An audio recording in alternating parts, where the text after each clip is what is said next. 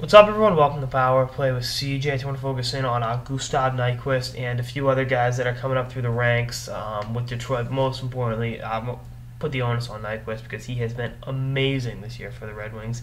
He scored at a 40-goal pace. He's got 23 goals in 46 games, 40 points in those 46 games, I might add, and also played 15 games in the minors this year. So, I mean, let's keep it in perspective. I mean, just how dominant he's been when he's been up, and part of why he was down was a salary cap.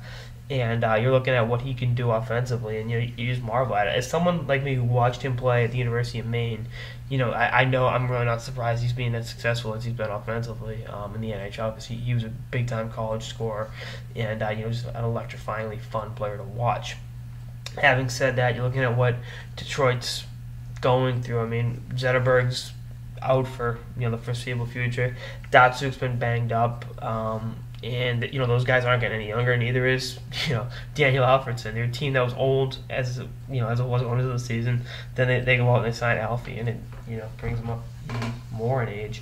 But just looking at the numbers here, kind of scrolling through, you're looking at Nyquist has been awesome. Thomas Tatar has been very good at times. Getting Danny DeKeyser was was important to help with the rebuild. Brendan Smith has had his ups and downs. Riley Sheahan is has stepped up and putting his past off-ice youthful indiscretions in his rear view.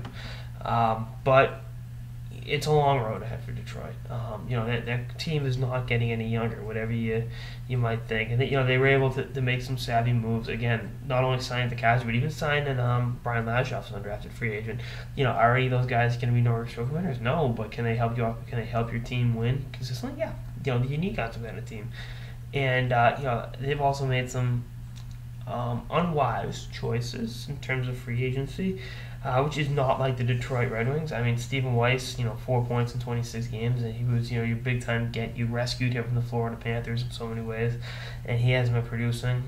Neither has, for that matter, Jordan Tutu, who they signed away from Nashville, and another one that's really not getting it done on a consistent enough basis, but. You're looking at there's going to be a lot of turnover in the next few years, and guys like Nyquist, guys like Thomas Yurko, Sheahan. I'm just looking at the youngest guys on the team, Tatar. I mean, even Landon Ferraro, I think will have a role in it.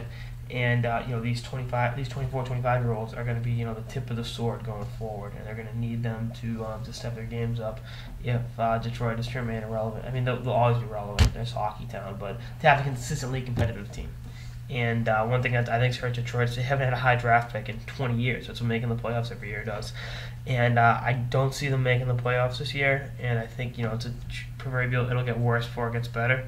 But I think, with guys like this leading the charge, it's tough to replace the Datsuks and those Zetterbergs of the world, plain and simple. But I think they can get it done. And, they have one of the best front office staffs in hockey and one of the best ownership groups. I mean, the Ilitch family is second to none. And, great coaching staff and Mike Babcock. And I think, again, better days are ahead with guys like Gustav Nyquist leading the charge. And I think he'll be a perennial 65 to 75 point guy in the National Hockey League. I thought that when he was at Maine. I still think that now, but anyway, that's on this episode of the Power Play with CJ on the next generation of the Detroit Red Wings. Stay tuned for episodes of the season and beyond. Later, guys.